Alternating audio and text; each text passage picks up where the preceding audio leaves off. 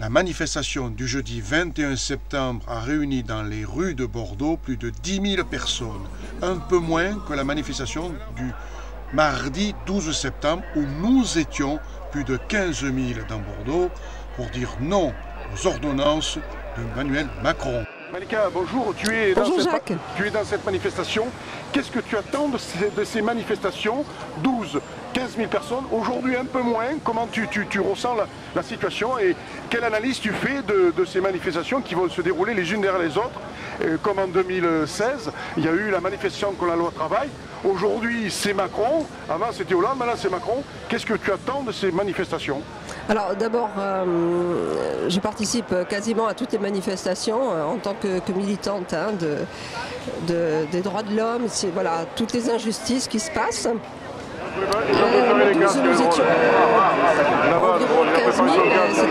C'était un très très grand rassemblement ici à Bordeaux comme dans d'autres villes en France.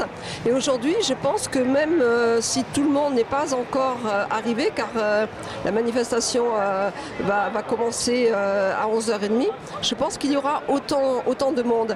Et il faut dire que voilà, après tout ce qui se passe, après ce gouvernement qui malheureusement n'est pas à la hauteur des ambitions des citoyens, il est bien que tout le monde réagisse dans ce sens, que tout le monde descende dans la rue et que tout le monde se soit rendu compte, parce que les gens ne sont pas dupes. Et heureusement, fort heureusement, je crois que les jours à venir vont encore le démontrer. Pas plus tard qu'après-demain, je crois qu'il y a de très fortes mobilisations partout en France également. Le 25, ce seront les retraités, etc. Voilà. Le 25 également, nous n'oublions pas les routiers qui vont commencer les blocages, où il va y avoir un grand handicap côté économique, puisque tout sera bloqué et ça risque de durer très longtemps avec nos collègues les routiers. Voilà, donc je pense que c'est une très bonne chose, et plus les jours vont avancer, plus les manifestations se feront grandissantes face à ces injustices, parce que les gens se sont rendus compte, enfin, peut-être un peu tard malheureusement, de ce qu'était ce nouveau gouvernement. Message fort que tu as envie de faire passer, éventuellement un message fort. Le message, c'est qu'il faut continuer. Les jeunes notamment sont vivement attendus, parce que ce que nous faisons nous actuellement, ce n'est pas vraiment réellement pour nous, c'est surtout pour les générations à venir. Parce qu'on a de quoi s'inquiéter pour nos enfants, petits-enfants, etc. Voilà. Donc je dis à tous ces jeunes-là, tout ce qu'ont entrepris nos générations et les générations d'avant également, il ne faut pas le détruire, bien au contraire, il faut continuer. D'accord. Merci Malika, c'est gentil à toi. Merci à toi.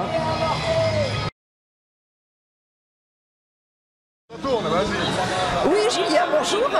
Alors, nous revoilà, comme le 12, dans cette grande manifestation. Alors, d'après toi, il va y avoir beaucoup de monde déjà? Ouais, ça va être une journée de forte mobilisation encore. Dans une dynamique, parce que vous avez vu qu'il y a plusieurs mobilisations multiformes dans plusieurs corporations. Voilà, donc c'est une journée de plus dans une dynamique à la fois contre la mobilisation, à la fois contre ces ordonnances loi travail, mais aussi pour les revendications dans les entreprises sur les salaires, pour les conditions de travail meilleures, pour une reconnaissance des salariés au travail. Voilà, c'est tout ça qui va se jouer là. Et dans une dynamique, aujourd'hui c'est une journée parmi d'autres, dans une dynamique qui est en train de monter et puis qui s'élargit au niveau intersyndical aussi, ce qui est intéressant parce qu'il y a une dynamique importante de ce point de vue-là. Voilà, alors on a vu bien sûr beaucoup de monde encore aujourd'hui, mais est-ce que ce mouvement ne s'essoufflera pas dans les prochains mois, alors qu'au contraire il faudrait qu'il y ait une amplification de ce mouvement? Non, là on est plutôt dans une phase d'amplification de ce mouvement, et je pense que ça va aller... c'est une dynamique de long terme. Il y a beaucoup de colère sociale dans le pays, il y a beaucoup de gens qui dans leur rapport au travail sont insatisfaits, maltraités, qui expriment un sentiment de non-reconnaissance au travail, qui ont du mal à finir les fins de mois, beaucoup de précarité. Et tout ça, nous, il faut qu'on le conforte en dynamique de mobilisation qui prendra les formes qu'elles prendront. Mais d'ores et déjà, je vous invite à regarder, il y a plusieurs mobilisations en cours, celle-ci, intersyndicale. Il y a beaucoup d'entreprises où les syndicats sont en mobilisation. Vous avez vu que les routiers sont aussi en mobilisation. Il y a une perspective de mobilisation très forte dans la fonction publique et historique, puisque tous les syndicats de toutes les corpos, de toutes les fonctions publiques appellent à se mobiliser. Voilà, nous, il y a quelque chose qui est en train de prendre et qui aura de l'épaisseur pour l'avenir. Voilà. Alors qu'est-ce que tu réponds à ceux qui disent il y a trop de manifestations en France, ils ne sont jamais contents. C'est un pays où il y a de plus en plus de feignants. Ouais. Mais écoutez, moi je dis les salariés ils ne sont pas feignants, enfin tout au moins ceux qui sont là et de façon générale ils ne sont pas feignants. C'est eux qui font la richesse de ce pays, c'est eux qui travaillent, qui produisent la valeur bien sûr matérielle, richesse, mais toute la richesse professionnelle, le savoir-faire, tout ça c'est quand même les salariés qui les forment. Donc ceux qui prétendent ça, c'est qu'ils veulent le diviser, encore montrer du doigt pour cacher leur faiblesse à eux de leur projet. Mais l'important c'est que les gens se mobilisent, etc. Et puis après qu'ils décident eux-mêmes. Nous on appelle à ce que dans les entreprises, les salariés se réunissent, décident eux-mêmes des formes de mobilisation. Et ils peuvent le faire par la grève, par la manifestation, par la pétition, par les formes adaptées. L'important c'est que tout ça crée une dynamique. Voilà. Et franchement je pense qu'il y a ceux qui pensaient qu'après l'élection de ce président on allait être dans un océan de tranquillité, de calme, s'aperçoivent que c'est pas le cas. Mais c'est normal, il y a beaucoup de colère, beaucoup de mécontentement et des gens qui ont envie d'être reconnus dans leur travail. Voilà. Donc on continue le combat. Merci Julien. Oui, on continue. Oui, bien sûr.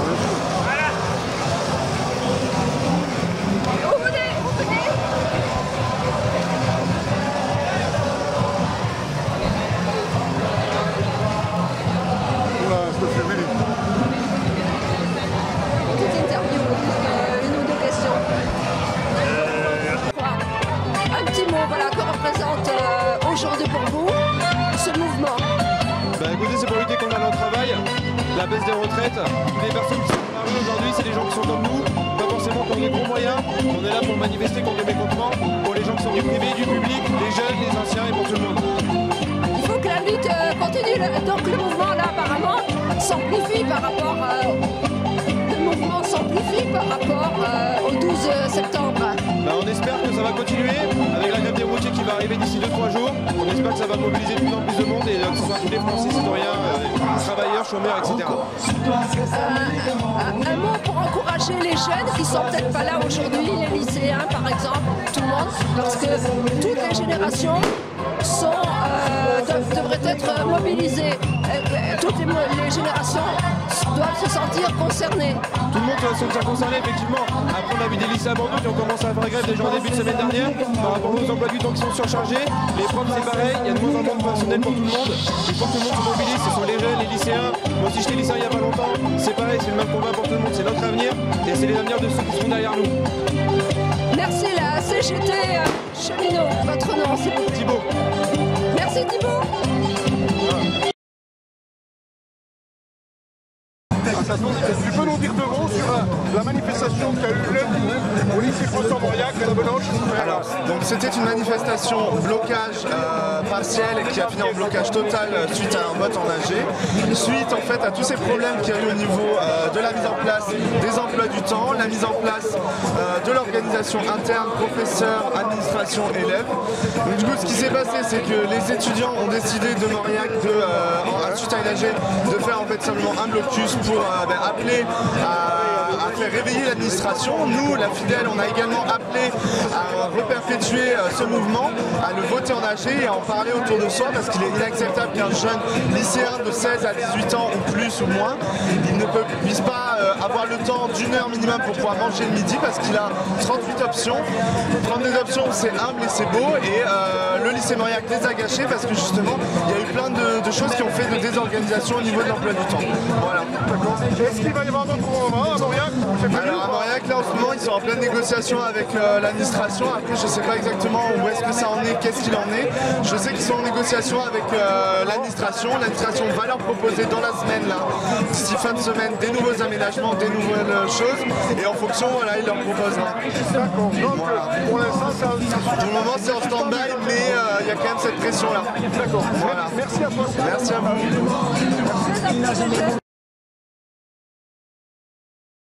Oui, bonjour les jeunes. Alors on est content de voir des jeunes aujourd'hui dans cette manifestation. On est très nombreux. Le 12 septembre, nous étions aux alentours de 15 000. Alors, qu'est-ce que vous pensez de ces manifestations? Qu'est-ce que vous pensez de ce gouvernement? Et voilà, qu'est-ce que vous pensez de toutes ces injustices qui se déroulent dans ce pays actuellement? C'est compliqué, Maxime, toi qui tu sais quoi ça? Qu'est-ce qu'on fait pour les jeunes? Est-ce que vous trouvez qu'on n'en fait pas assez pour vous? On n'écoute pas assez les jeunes. Ouais, M. Catala fait beaucoup de contrôles aussi, je trouve. On n'a pas les assez les jeunes dans le pays. C'est vrai qu'on a plus de parole pour les jeunes. Quand les étudiants, les jeunes sont plus Jean Lassalle, côté Jean Lassalle, c'est important. Jean Lassalle. Jean Lassalle, d'accord, carrément, d'accord. Vive la Corse libre. Vive Jean Lassalle, tout simplement. Très bien. Alors, on vous verra dans d'autres manifestations, quand même, pas uniquement aujourd'hui. Parce que vous savez, le 13 octobre, qu'est-ce qui se passe le 13 octobre? Marathon. Le marathon. La CGT à venir au marathon. D'accord. Pour le droit des étudiants. Tout à fait. On fait parler les étudiants pour que les étudiants soient libres. Le 13 octobre, c'est une journée pour eux et pour moi, enfin qu'on parle et qu'on s'exprime. Vous savez que tout ce que vous avez actuellement, le peu d'acquis qui vous reste, les jeunes, c'est grâce à vos parents et grands-parents et arrière-grands-parents. Donc il faut continuer, il faut mobiliser les jeunes d'une façon vraiment très importante. Tout à fait, je suis d'accord avec vous. Et vive la Corse libre. Qu'est-ce que Jean Lassalle apporte? Alors oui, Jean Lassalle, celui qui aime Jean Lassalle, qu'est-ce qu'il vous apporte, Jean Lassalle? Il est cool, il est détendu et il sait bien parler. Il parle bien. Et vous pensez qu'il pourra être à la hauteur de vos ambitions? Après, c'est un mec à je pense. Il y a du pif. Vous pourrez aller le rencontrer néanmoins. Vous pourrez le rencontrer néanmoins, pourquoi pas? Très bien. Merci. Au revoir. Merci.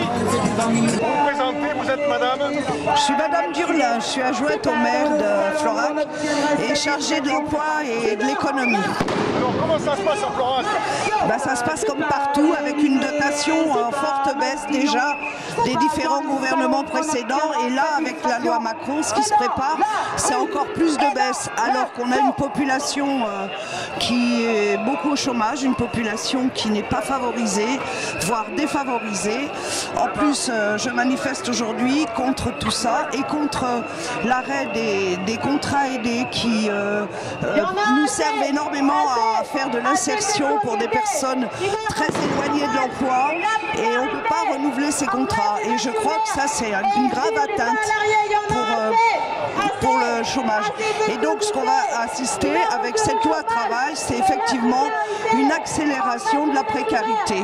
Donc nous déjà, on connaît ça dans notre ville, près de la métropole, et en plus avec des loyers qui sont de ce fait qui sont élevés, nos logements sociaux on en a, mais avec ce qui se prépare, avec les APL et aussi avec comment dirais-je, la baisse des financements des logements sociaux, parce que les APL ils veulent le récupérer sur le prix des loyers des bailleurs, et les bailleurs, l'argent qu'ils ont en plus, ils s'en servent pour la construction ou la rénovation.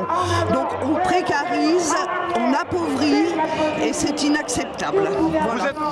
Il y en a qui sont à Bordeaux Métropole, chez vous, oui. Dans les transports aussi. Les chômeurs se sont battus pour avoir le transport gratuit. Certains étaient pour les faire payer, ils ont fait marche arrière. Qu'est-ce qu'on peut dire là-dessus?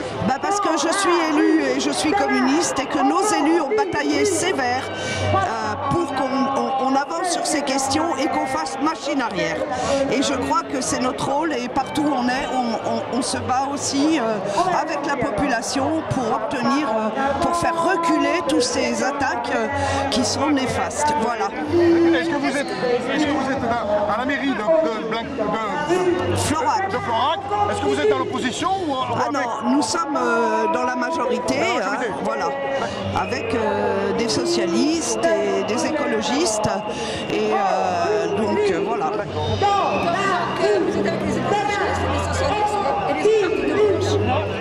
Il n'y a qu'un représentant hein, de la liste du PG qui existait, voilà. Mais est-ce que vous ne pensez pas qu'aujourd'hui, avec tout ce qui se passe, la France se dégrade, c'est malade, est-ce que vous ne pensez pas que tous les partis de gauche devraient être tous ensemble?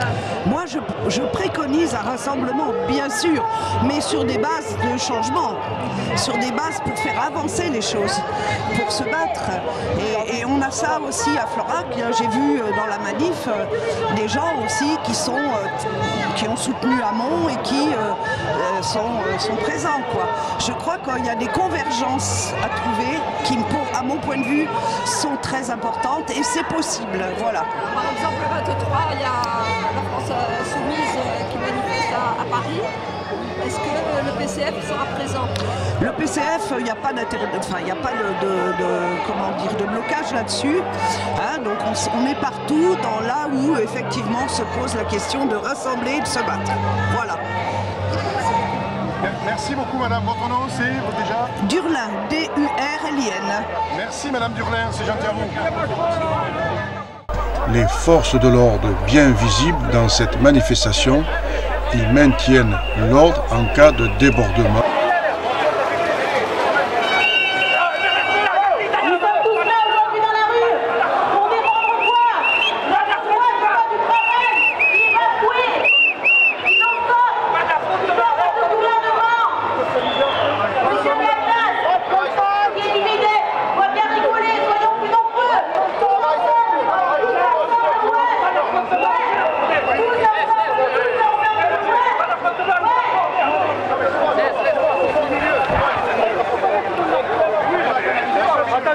La chef, je l'ai vu tout doucement. Restez avec elle, restez avec la chef. Laissez-les faire. Nico, moi, chef, j'ai vu pas que là. J'ai mis plutôt doucement. Ils sont dedans, maintenant. C'est pas moi, chef. Ils sont au milieu, les mecs. Ils sont au milieu. Et voilà. On fait quoi, Nico? Restez là, restez là.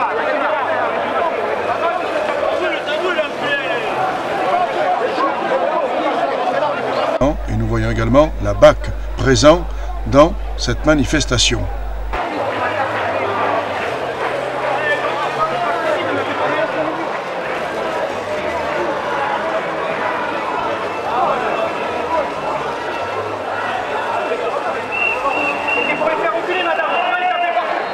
Allez-y madame, avancez.